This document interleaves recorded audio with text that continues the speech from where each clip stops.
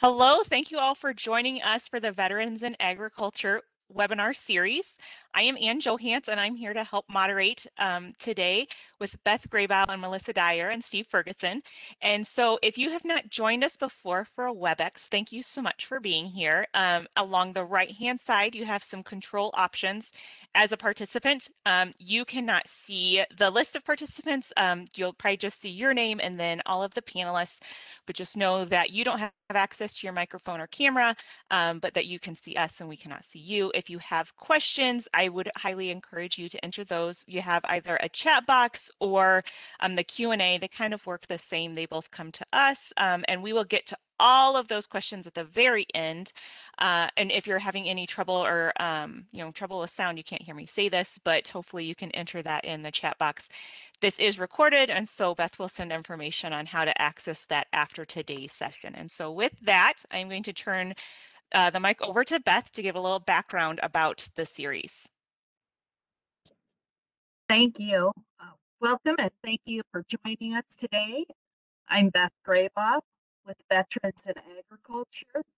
We are a nonprofit based in Urbandale, Iowa, with the mission to help veterans thrive in agriculture. So if you have questions about resources or information that you need, please feel free to contact me. I'd like to thank Iowa State for providing support for this series, and this project is supported by the North Central Extension Risk Management Education and USDA. So we're going to start off today with Melissa Dyer, sorry about that pronunciation.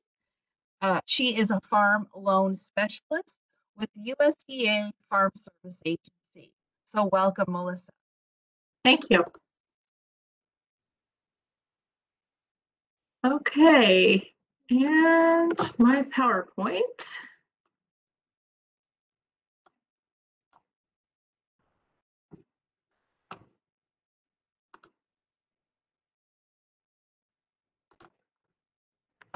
Looks good, Melissa.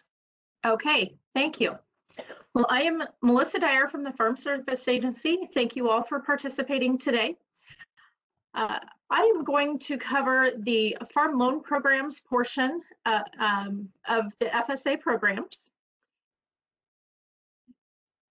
The director of farm loan programs for the state of Iowa is Brian Gosling, and his contact information is included here. If you have any specific questions that are covered today, you can always contact Brian at the phone number or his email listed. Okay, so the Farm Service Agency provides loans, loan guarantees, and business planning to eligible farmers and ranchers to promote, build, and sustain family farms in support of a thriving agricultural economy. The Iowa FSA, we cover all of the counties in the state. We do have loan teams located in 35 county offices. So each county office covers several counties.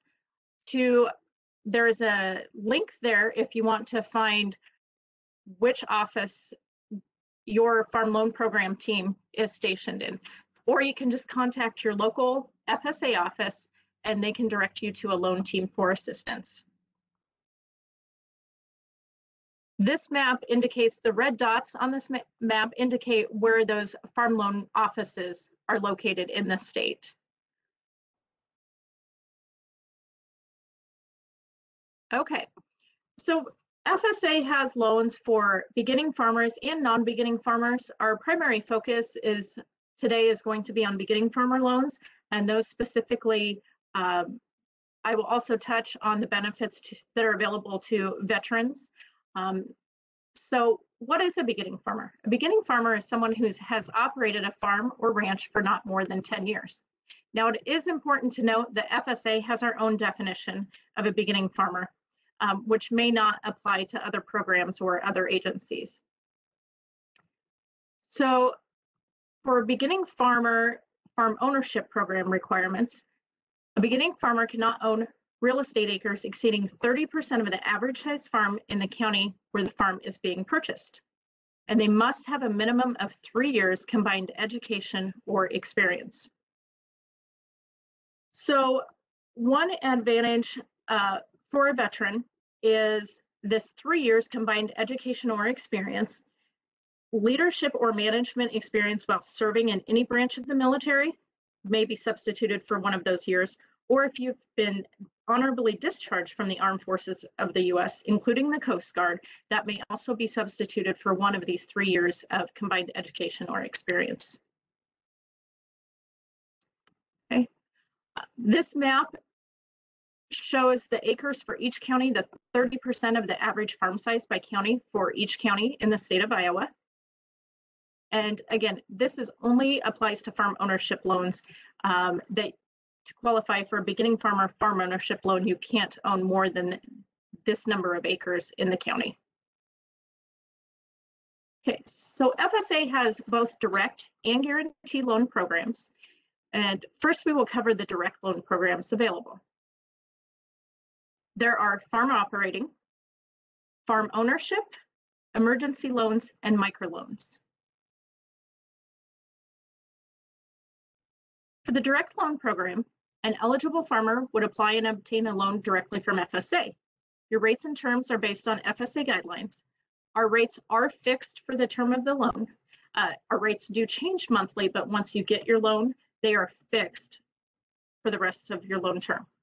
You make payments directly to FSA, and you are going to sign FSA documents and work with FSA for your loan. Okay, so direct operating loans. Direct operating loans currently have an interest rate of 1.375%. That rate has been in effect for several months now. Again, it can change monthly, but once you get that loan, once you sign your papers and you have that loan, it is fixed for the term of the loan.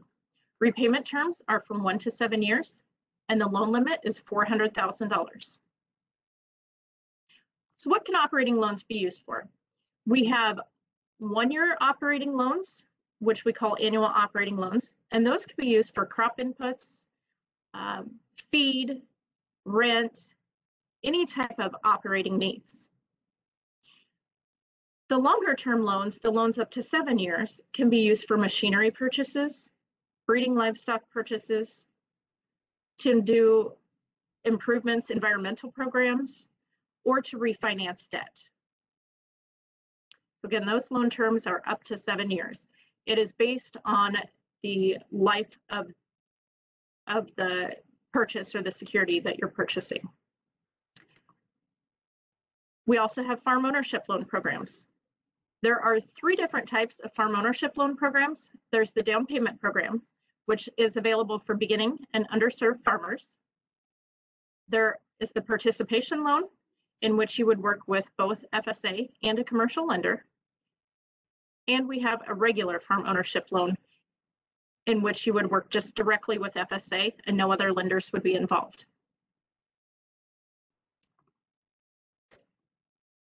So the down payment farm ownership loan program, it requires a minimum of a 5% cash down payment. FSA will loan up to 45% of the purchase price with a maximum loan amount of $300,150. Then you obtain the balance of the financing from another source, whether that be a commercial bank, from credit services, or on contract with the seller of the property. FSA's interest rate is 1.5% fixed for 20 years. The other lender must do a 30-year amortization. It can mature after 20 years, but it has to be a 30-year amortization. These funds can be used for purchases only. Other loan programs you could use to construct a building, but down payment loans could only be used for purchases. So the participation farm ownership loan program. With this program, FSA's loan is limited to 50% of the financing. The balance of the financing will come from another source, whether that be a commercial bank, farm credit, or again, on contract with the seller. Currently, our interest rate is 2.5%. That is fixed for the term of the loan. Repayment terms vary from 15 to 40 years. Repayment terms will be set based on a cash flow ratio. Now this, if anybody has a loan outstanding or has discussed this with the lender before, a lot of times we would go out the full 40 years. We have had a recent change to determining what the term is. So now it ranges from 15 up to 40 years. Our maximum, FSA's maximum loan amount for this program is $600,000. There is no maximum purchase price, but FSA would be limited to loaning $600,000. So FSA takes a second lien on the property being purchased. This is why commercial banks like to use this program, because they get a first mortgage and they're only loaning 50% of the value of the property. Essentially, FSA is serving as your down payment to that commercial lender. Okay, then if either of those programs are not a fit, we have our regular farm ownership loan program. This is where FSA would loan the funds directly with no other lenders involved. We can provide up to 100% of the financing under this program. Currently, our interest rate is 2.75%. Repayment terms for this program also span from 15 to 40 years. Again, our maximum for this program is $600,000. And with this program, we would, if we were the only lender on this program, we would have a first mortgage on the property. I notice an error on that slide there. Okay. Then the other program I'm going to talk about is the microloan program. So with this program, we have a simpler application process. It's not as detailed as for a farm ownership or a regular operating loan. There's more flexibility with the program, and it's designed for beginning and small farmers with traditional, niche, or specialty enterprises. So microloans can be used either for operating or farm ownership purposes. So it would cover any of those purposes we discussed on the previous slides. The maximum for a microloan is $50,000. You can have a $50,000 operating loan and a $50,000 farm ownership loan. The interest rate is going to be based on the program. So if you were looking at a microloan OL or micro operating loan, that's going to be at the 1.375% rate. If you're looking at a farm ownership loan, it's going to depend on which of those three types of farm ownership programs you were looking at. So it is possible to have a micro down payment loan or a micro regular FO at the 2.75%. So that concludes our direct loan programs. Now, FSA also has guaranteed loan programs available. This is where we guarantee to the bank on the loan that they are making to someone. So a guaranteed loan, it's financing through a traditional non-government source, such as a commercial bank or farm credit services. FSA will back up to 90 or 95% of that loan amount. There are operating loans and farm ownership loans. The guaranteed loans have a higher maximum loan amount. So a bank could loan up to $1,776,000 with a guarantee. This increases the flexibility for the lender. Lenders have certain loan limits. So if they have a customer that was pushing their loan limits, the amount that they have on a guarantee does not count against their limits. This also reduces their risk, so it may allow them to make loans that traditionally don't fit their credit standards. A guarantee also allows lenders to sell on the secondary market, and this allows them, when they sell on the secondary market, they can have additional pricing and repayment options. They can offer more favorable interest rates and sometimes longer repayment than if they did not have a guarantee in place. So the guaranteed loan philosophy is to encourage loans at competitive rates and terms. The lender maintains a loan and relationship with the customer. All of the lender forms are used, and they share expertise to protect. So FSA shares our expertise to protect the lender and the government. So the types of guaranteed loans: a term operating is a guarantee OL. Annual operating line of credit, we refer to as a guarantee LOC.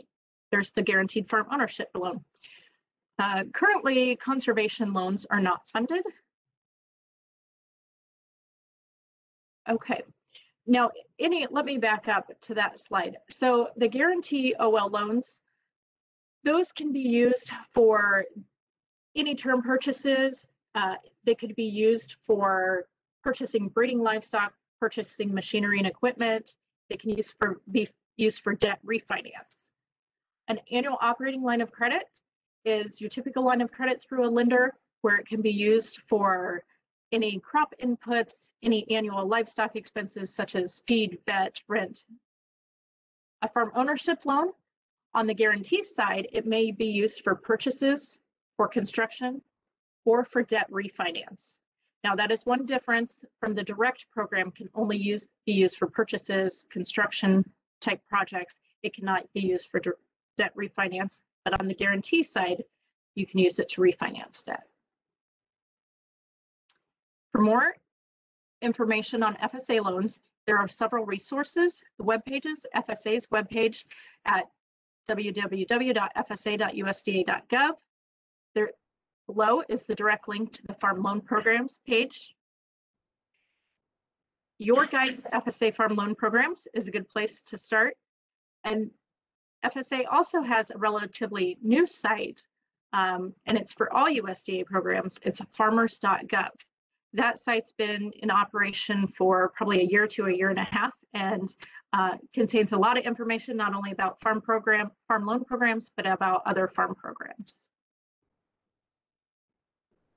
Okay, so one thing I was asked to share is items that you would provide to your lender if you were going to apply for a loan. So a lender will want to see a current balance sheet. And what I mean by current, something very recent, within the past 30 to up to 90 days. They'll want to see 3 years of tax returns. Even if you haven't been farming, lenders usually like to see tax returns for the past several years. If you have been farming, they would like to see some production history. So how many crop acres, what types of yields were you getting? If you have livestock, how many head of livestock did you have? What's your death loss? What weights are you selling at? They'd like to see that type of information. And then a cash flow budget. So what is a balance sheet? A balance sheet is a financial statement that reflects the value of assets and debts at a specific point in time. It's also referred to as a snapshot of your financial picture in a moment of time. So if you are completing a balance sheet as of today, March 17th, 2021, you would list everything that you own as of today and all of the debt that you owe as of today.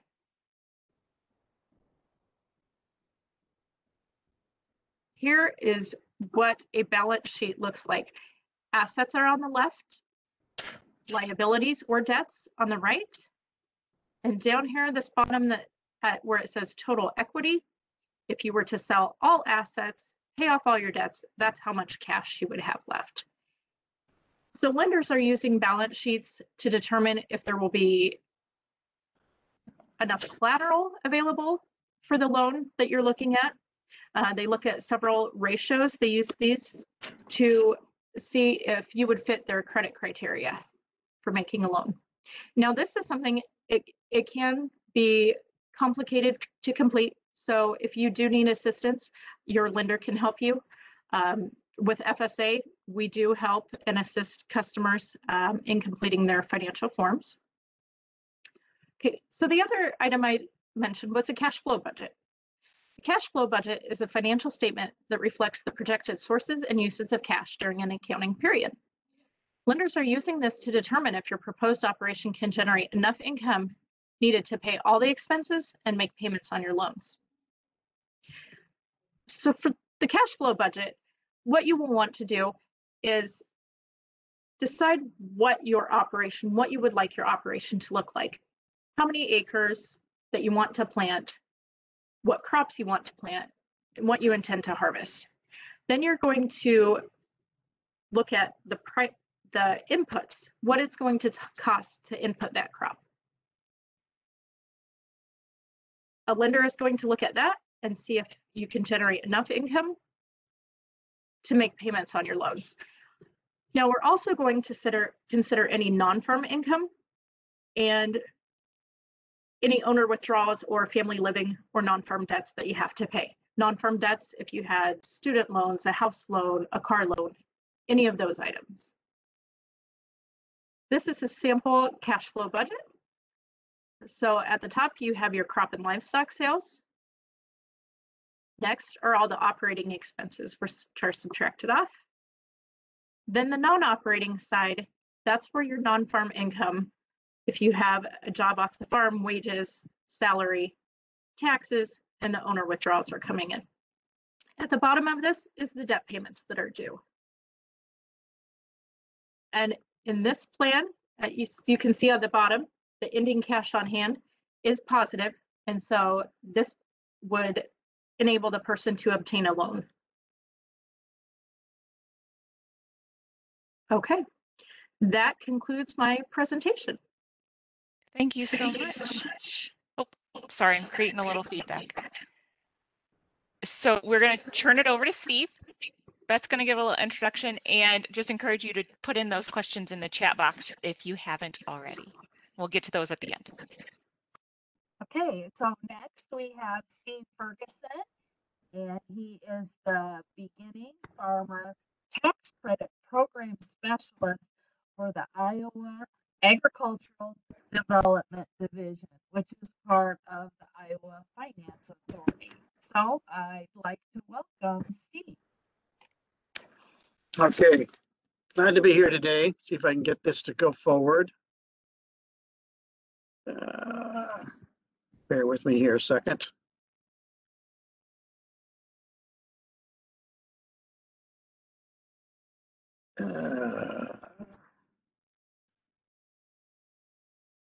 I'm not finding the link to get it to go forward. Well, let's just, maybe I can click down and go forward. I'm with the Iowa Finance Authority, and we handle beginning farmer loans and beginning farmer tax credit programs. There are two of us on the staff. Tammy Nabola handles the loan programs, and I handle the tax credit programs and a lot of the marketing. So you're welcome to get back to either one of us later. We'd be glad to help you. We're going to go through several things here today. Talk about the eligibility aspects, the eligibility for all our programs. And to jump into the eligibility for all our programs, as a beginning farmer, it's the same for all our programs. As Melissa mentioned about FSA, they have the requirement that you have to have been operating a farm in a management role for at least 3 years, but not more than 10. That is not a requirement to be eligible for our programs. Our program eligibility is tied to your net worth. And she just did a nice job describing a balance sheet where you list all your assets, subtracting all your debts to come up with your net worth. And so to be eligible this year, you need to have a net worth less than $686,000. That net worth statement needs to be less than 30 days old when we receive it. You and your banker needs to sign it, or the FSA officer or CPA, whoever helps you prepare it. We also need to have the supporting schedules that go with that balance sheet or financial statement. The beginning farmer also needs to be at least 18 years of age. There's no upper age limit, as long as they meet the net worth requirement. They need to be a resident of Iowa. They also need to be the owner or operator of the farm. They cannot lease the farm out to somebody else or hire somebody else to do the work. Need to have sufficient education, training, experience to be able to operate the farm, and have adequate working capital and farm machinery. In most cases, our beginning farmers will answer the question about farm machinery as far as having access to it. They will answer that by saying that they're going to trade labor for the use of mom and dad's machinery, and that's very acceptable. The application process is pretty similar to all organizations. You know, you need to work with your banker or your loan officer, figuring out what exactly you're wanting to do, submitting an application for a loan application or a tax credit, and then work with us, get our applications off our website that are located there. It's iowafinance.com, and mail in the items that are required. And we will take your application to the board and take it to get their approval. Once they've approved it, we will send out approval letters to the bank and the beginning farmer if it's a loan, and or to the bank, to the beginning farmer and the landlord if they're leasing a farm from the beginning farmer. And so after that, there's really nothing needed from you to us unless you have telephone or address changes, or if you want to submit change requests. And we'll talk about those here in a little bit. Going to go right on into talking about the beginning farmer tax credit program. This is a great program to encourage an asset owner to lease their farm, machinery, buildings to an eligible beginning farmer. Excuse me. Because, for an example, if you're going to cash rent the farm, they're going to earn a tax credit to reduce their Iowa income tax equal to 5% of the amount of that cash rent. Dollar for dollar reduction in their Iowa income taxes. If it's a crop share, they'll receive a tax credit equal to 15% on the asset owner's projected income from that crop share. Each year, we're allowed to issue up to 12 million. And so we will continue to take applications either up until August 1st or until we've used all that allocation. The application fees on the tax credit program are based on the number of acres, not the number or term of the lease, which it used to be. We also require the FSA 156 form to be submitted, and the FSA offices are very good to work with. That is a form that confirms the location of the farm, the number of acres, who owns the farm, and then the beginning farmer's name needs to be listed on that farm as the operator. So if those number of acres, ownership, or operator do not match the information that you've submitted on the lease or the application forms, we will get back in touch with you and say, all right, something needs to be changed here because they have to match. The lease on the farm needs to be at least 2 years and needs to be signed by all the parties involved. So in some cases, maybe a beginning farmer is going to lease a farm with their parents from another farmer. That's fine. If the parents are not eligible, they still need to be on the lease because they're operating that farm with their son or daughter. But then we would reduce the amount of the income tax credit in half, since only half of the applicants are eligible. It can be up to 5 years, but has to be at least 2 years, the lease. They can reapply, and they can keep reapplying and be approved as long as they meet the new net worth amount. They have to submit an entirely new application. They can't just ask for an extension. As I mentioned before, the cash rent or crop share percentage do not have to be the same amount each year. So let's say the asset owner is wanting to increase the amount of the cash rent through the 5-year term. Those would have to be stated on the lease when we receive it. The asset owner cannot make changes that are not beneficial to the beginning farmer. So those specific amount of cash rent or a change in the crop share percentage have to be stated on the lease when we receive it. There is also the potential that the asset owner could receive additional bonus flex bonus on the income tax, but we have some requirements that there cannot be any variable factors on the flex lease. So if you're thinking about doing a flex lease, give me a call and we can talk about that in more detail. The lease on a cash rent cannot be more than 30% of the average, above the average cash rent per Iowa State's latest survey. And those are listed out on our website. Parents can lease their farm to their son or daughter. We have several applications coming in with those arrangements. Excuse me. I don't know if you can read this or not, but this is the chart by county of what the 30% is for the average cash rent above the average cash rent for that county. So just look at the upper left one, Adair County, the average cash rent is 186. So 30% above that is 242. If they submitted a lease for above that amount, we'll contact them, give them the option to either revise the lease under that threshold or instruct us to withdraw their application. Excuse me. Let's do an example of a cash rent. 160 acre farm, $200 an acre. That's 32,000 income to the landlord.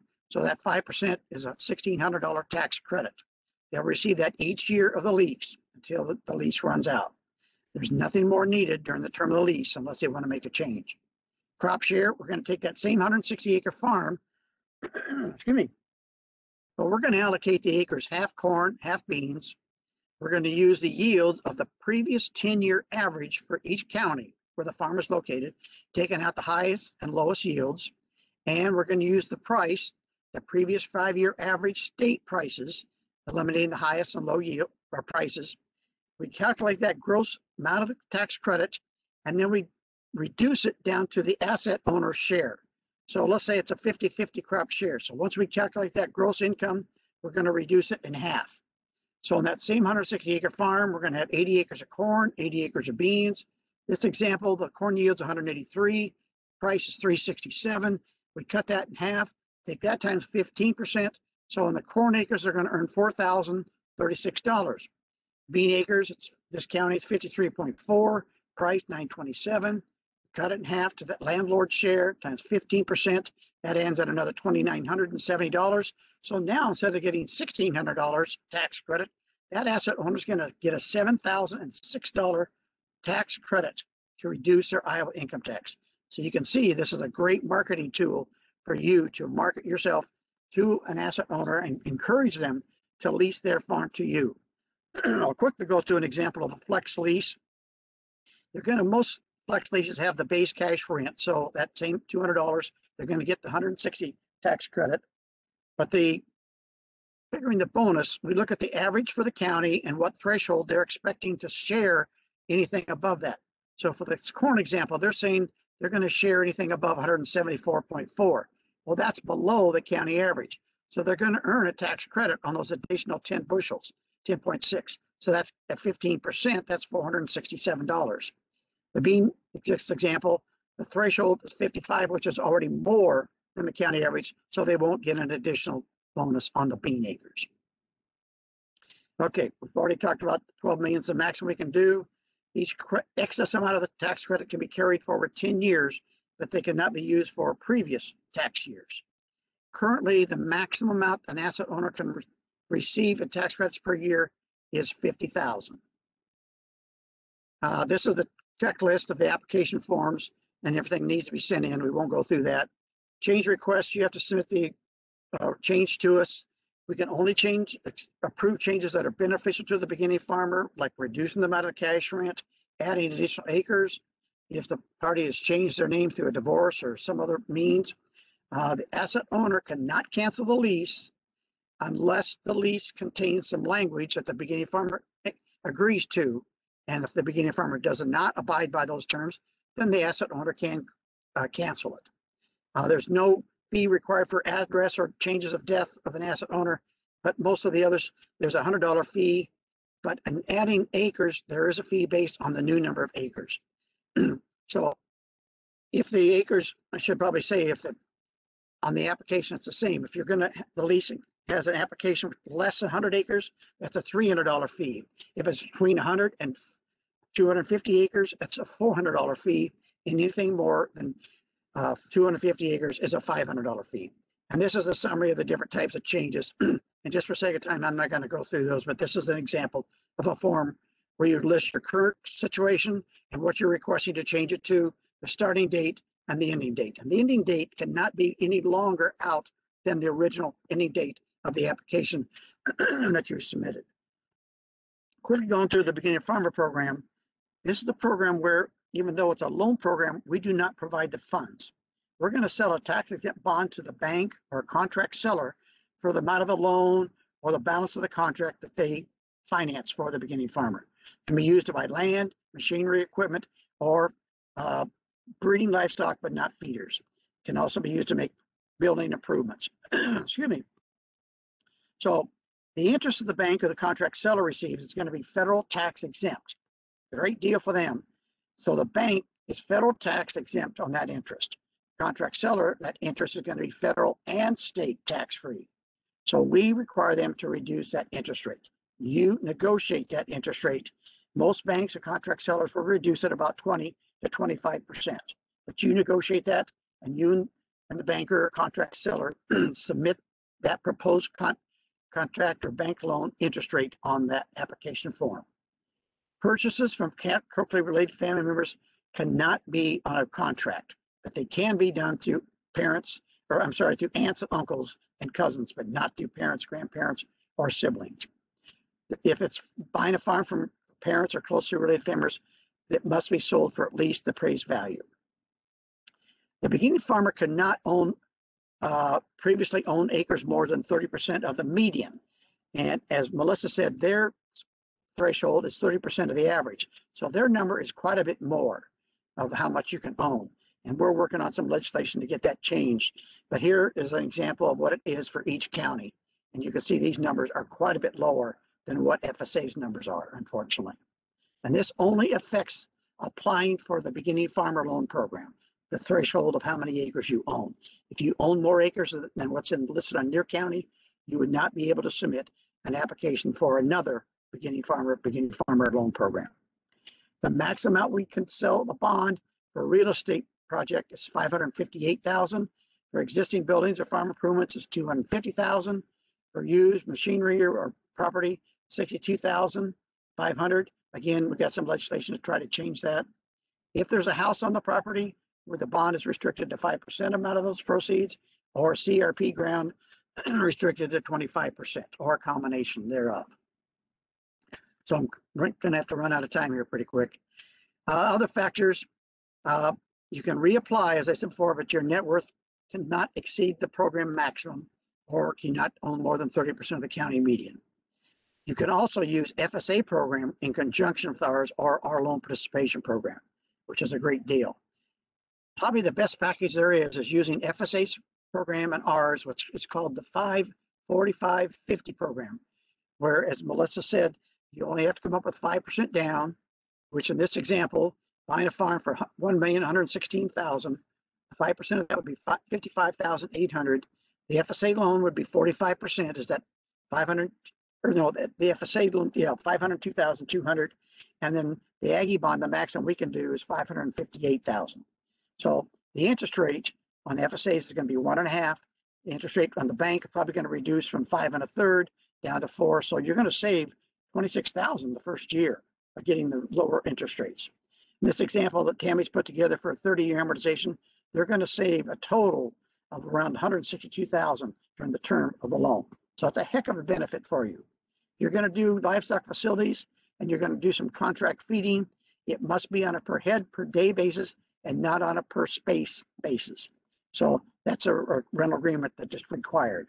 So if you have some questions on that, give Tammy a call and talk to that with her before you want to submit an application on livestock facilities. I'm going to skip that slide and go on to our loan participation program. This is a program where it will help you come up with a down payment if you don't have the down payment and or cannot use FSA's program. We will issue funds on this one for up to 30% of the cost, up to $200,000. And the interest rate on this is going to be locked in for a 10-year loan for 3.5% on loans that are closed this year. And it'll be on a loan for land, even though it's going to be a 10-year balloon, it can be amortized for 20 years if it's for purchasing land, or if it's facilities, it can be amortized over 12 years. And breeding livestock or machinery is going to be based on the useful life of that asset. Here's the underwriting criteria. I won't go through those. You can go through those more detail with Tammy. But if there's a house on the property, the house cannot be valued more than 50% of the appraised value. Other provisions, there is a loan closing fee and an application fee. The application fee is not refundable, and the closing fee is paid on the day of the closing. Here's an example she's put together for doing a hog facility using the $200,000 for our loan participation program. That's the maximum we could do, using our other $250,000 on the Aggie bond or the loan of the program we have. Then the bank could write another loan at their higher rate, 5 1/3, coming up with roughly what the project would be, $250,000. So that first year interest is going to be $39,000. So it's going to be a roughly $7,400 savings. So it's not really saving the interest. It's the benefit of this program. It's helping you come up with a down payment that you would not have otherwise available. And on this one, Tammy's got this projected out for the full term. and the total payments is going to be 33,000 savings. So it does help your savings. The main part is it helps you come up with a down payment. If you use the FSA program with ours, normally on a guarantee, the FSA would have a fee, but they will not charge on a guarantee fee if you're using our loan participation or the beginning farmer program.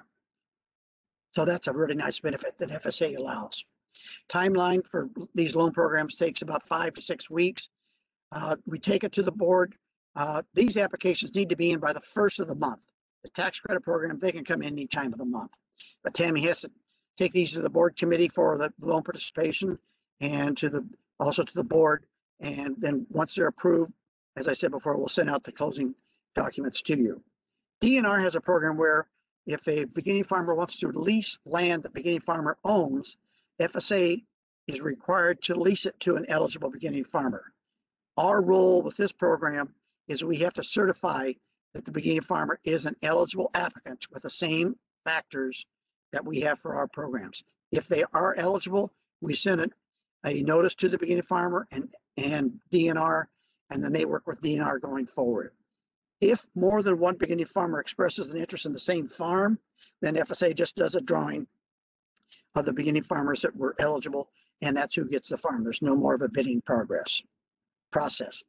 And just briefly in summary, here's our programs, the tax credit, the loan program, loan participation, summarizing the benefits to the beginning farmer and the asset owner. So probably running out of time here. So these are a summary of our eligibility factors. So I'll turn it back to Ann and see if we have any questions or if there's anything else we can go through.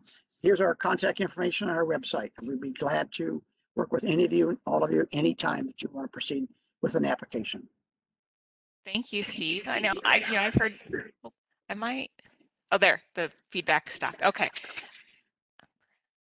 I have, heard you speak over the years, and you're passionate about helping farmers have access to this material. And so I would encourage anybody with questions to contact you directly too. But I do have some questions. And so the first one, and it's kind of, some of these questions apply to both. I just want to confirm for both FSA and the Iowa Finance Authority, there is no upper age limit, right? It's about experience and that, right? Correct. Okay. And so for, a veteran who's retired from service and then is looking to start get into farming, like that is not part of the equation there. So my next question is, start here, with which office do we start? So if I'm thinking about perhaps some sort of combination, that 54550, which office do I call first? I would just suggest you start with FSA to see if they're going to be meeting the criteria for them, and then have the FSA officer and the beginning farmer, if they want to, call their banker at the time and see if the banker is going to be willing to get them talking together. But I would encourage you to start with FSA. Okay. And so then, Melissa, my next question is, when somebody comes in or calls the office looking at the different loan programs, do they tend to already have an idea of which one that they are eligible for, or do you kind of work with them of those various options, what might be the best fit? Usually we will work with them to see what the best fit is. Down payment, it's all going to depend on the size of the purchase, not only size and how many acres they're looking at, but how many total dollars.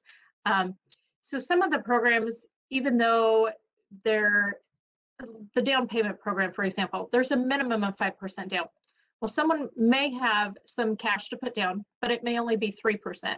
So then we need to look at, they don't have enough for the down payment program, but could we do a participation loan or all through FSA? So being a government agency, we can't compete with commercial lenders. So we have to give those commercial lenders, whether it be your local bank or if it's Farm Credit Services, we have to give them the opportunity to participate with us. So a lot of times our program, they do want to participate because our program's attractive. It gives them only 50% of the loan and they get that first mortgage. So it's pretty well collateralized loan for the bank. But there may be situations where the bank says, you know what, we'll work with you on doing your operating, but we really think you should do the whole farm purchase through FSA, just because with this purchase, you're not going to meet our term debt coverage ratio. You need that longer term. Some banks can only go 20 years on a real estate loan, where FSA could go up to 40. So they may say just do it all through FSA. But we really need to take a look at the whole purchase and the whole financial picture to determine what the best program is. Okay. When on the $50,000 the operating micro loan, right? That can be used for operating. Yes. As an operating loan. When is payment due on that? So if it's an operating loan, an annual operating loan, those have a term of 1 year. So if you were to close, we're coming up on April. So if you were to come in today and get a loan from us, we're probably going to have a payment due around March 1st of next year, of 2022. We do like to time those to when your income source is. So if we like to set a spring payment date, so you have time to get that grain marketed if you're a row crop farmer.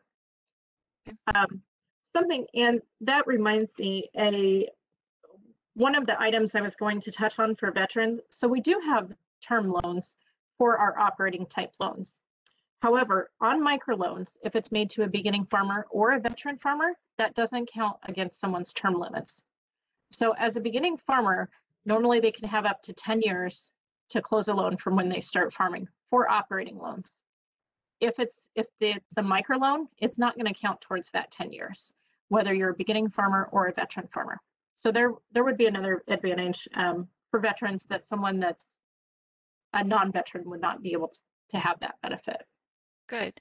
And when somebody comes in, is it a standard question to ask if they're a veteran, or do they need to provide that information? That is on the application. There is a question on the application for it. So no, it would not be standard. They could let us know that they are from the very beginning if they want, and if they have more questions about what options may be for them. Okay, this is a good question. I'm glad you thought of this, Beth. Are there deferment payments if you're deployed? Yes, there are. And I thought this might come up, so I read up a little bit on it, because we haven't had this occur too much. But we did just have last fall someone that had been deployed. So you have to be on active duty for at least 30 days for this to go in effect. So payments would be deferred, and also interest is deferred during that time that you are deployed. Good. And there is a few forms, of course, because we're the government, so you have to do some paperwork, but it's not a lot of paperwork to be able to get that done. Okay. And then Steve, with your office, is there any changes made when a soldier might be deployed? Yeah, I was just going to mention, excuse me, yes, the beginning farmer and the lender or the contract seller would need to submit essentially a change request and explaining the circumstances, and we would work very closely with them to be flexible with that. And by the way, I want to emphasize, we really appreciate the veterans and all their service. Just really want to emphasize that.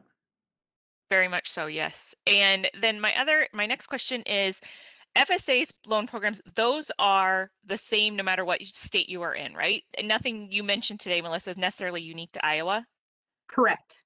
Okay. We cover the entire U.S. and U.S. territories too. And so that's going to extend, but then Steve, your programs, those are, Iowa legislature just determined those programs, right? You have your own board within the state.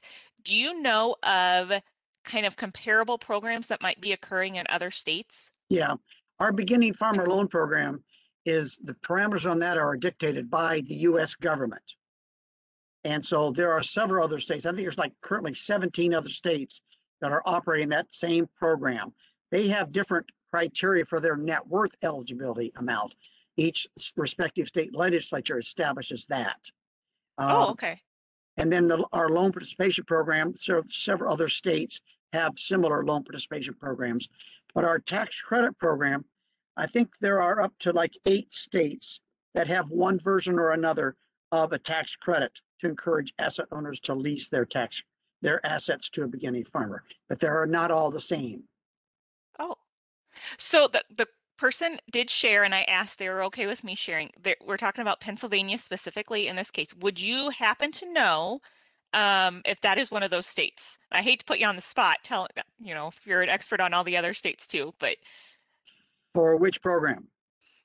uh I'll just answer. I think they've been considering doing the loan program. I don't think they have it up and running yet. And I think they were in the consideration with their legislature last year. And I apologize, I don't know what the outcome was with Pennsylvania's legislature, but I know they were working on something. okay. And like you're in the Iowa Finance Authority group. Would Right. that be the same in other states if they are going to look for those contacts? Or does it vary where you kind of might be Yeah, located? there's different names of different states. I'm trying to think of the best way to help them. If they did a search for like beginning farmer loan program in their state, there should be some logical, hopefully logical reference would come up. If nothing else, they might want to contact their respective state Department of Agriculture. They should know what what agency is handling that, administering it in their respective state. Okay. And then maybe perhaps their FSA in their area as well, right, Melissa? Like you would maybe be able to point somebody that direction if that question came to you? Yes. Okay. I know in Iowa, we've got a good working relationship with the state. So, I know we do a lot of joint presentations together, and we're good at referring people to the state beginning farmer program, and they're very good at referring them to the FSA programs too. For So I would sure. hope that is in other states. Yeah. Yeah. I am curious, this is my question. So of all, I mean, you both have so many programs through your offices that a person can kind of find the best fit for them. I am just curious, which ones tend to be the most popular? And so, Melissa, do you want to go first? As far as farm loan programs? Yeah. So it's kind of a regional thing. I've worked in several regions of the state, and I would say in central Iowa, or let's say not the 540, 550 or the beginning farmer down payment program is not as popular in southern Iowa. I think resources are more limited. So maybe it's harder to come up with the 5% down. That is a very popular program in the rest of the state. Yep. We have moved, I think generally we do a lot of the participation, a lot of the 50-50 loans across the state. That's statewide popular. As far as guarantees, the guaranteed loan program, the northern corners of the state, you're just looking at bigger farms, bigger dollars. So they tend to use the guarantee program more, again, than in southern Iowa. The operating loans, we start a lot of beginning farmers out with those direct operating loans. It's common for FSA to start, when someone's kind of starting out, we'll loan their annual operating needs for up to that first 10 years. They might purchase a farm in that period, and we get a bank involved, and that way they've got that relationship established with a lender to when they're ready to leave FSA, they've already established that relationship with another lender. So those are, I would say, are the most popular programs. On our programs, I would agree with Melissa's comment as far as the region side of things. Unfortunately, southern Iowa, we don't have as much activity as we do on the other side with our loan program. Between the two loan programs, it's definitely the beginning farmer loan program that's more popular and more applications for that. However, we really, like Les said, we really encourage them to use FSA's financing as much as possible because it's 1.5%, which I joke about it with the bankers. When I do a workshop out in the field with the bankers, I say, okay, which bankers are going to be able to do a 1.5% loan for the beginning farmer? And I go, hey, where's the rest of the hands here? Let's go, folks. So FSA has got the best rate, and that's what we want to help beginning farmers. Concerning the tax credit program, that's been a very popular program up until last year when COVID hit. I, in the past, have been doing workshops at all the community colleges and a lot of banks. And during those previous years, we were getting anywhere from 600 to 700 applications a year on the tax credit program. Last year, when our travel was shut down, our applications on the tax credit program dropped down to 300. So we're looking forward to getting back out and continuing doing more webinars like this, or getting out and doing more, one-on-one workshops. I might mention we do have another webinar scheduled for March 27th, I believe it's a Wednesday at 1 o'clock. And that's open to anybody, bankers, beginning farmers, ag students, whoever. So anybody's welcome to participate with that. Good. Sometimes you need to hear these things twice. It helps. Yep. So that actually feeds into my next question, because I was curious. I know in the past there is a limit with the tax credit program on how much credit there is, right, that you can allow. So you Yep. have not met that at the current state you're in. No. Okay, because I know there's been years where you had to turn applications away. Well, yeah, in 2018, the legislature cut our allocation from 12 million to 6 million. And we had enough applications that carried forward to 2018 that used all that 6 million. So our program was still active, but we couldn't take any new applications. So then in 2019, when we started up again, that's when we got around another 600. But then last year it dropped off, because of COVID and not doing as much marketing. Very good. And I bet Melissa would mention this as well. I really encourage the applicants to read the instructions and fill out all the information required, because right now we're getting a lot of new tax credit applications and a lot of them are very incomplete. We send out emails to them. Hopefully they're reading their email and they're responding back quickly. If we don't get a response back within 30 days, we're required to return the application back to them. So we don't want that to happen. That's a good point, Steve. So sometimes people wonder what might be holding up their application, and FSA's application for a loan is pretty cumbersome the first time that you pick up a packet. It gets better once you're a borrower. In the future, you don't have to do as much paperwork. But if there is incomplete information, then that really holds us up from being able to process it and make the decisions. And so when they're filling it out, if they don't know what to complete or what's supposed to go on a page, they really need to reach out and contact someone at our office so that they can get it turned in complete, or as complete as possible to begin with, and that will speed up the application process. Yeah, I offer to what I call the newbies, the people that have never applied before, it's their first time. Call me before you send it in. Let's go through what you think is a complete application, and I will confirm, yep, that's right, that's right. Uh-oh, you're missing this, you're missing that. So therefore, when you send it in, it's all most likely ready to go straight on through. Very good. I think that is a great note to end on. And like I had mentioned, Beth is going to send some follow-up information along with contact information. And so I would encourage you, if you have further questions, maybe sometimes, there's some very specific questions. And so to encourage them to reach out with those. Are there any final comments from all of you? I'll give Beth, do you want to share anything before we ask our speakers? Yeah, I just wanted to first of all thank our speakers for all the great information that both Steve and Melissa provided today.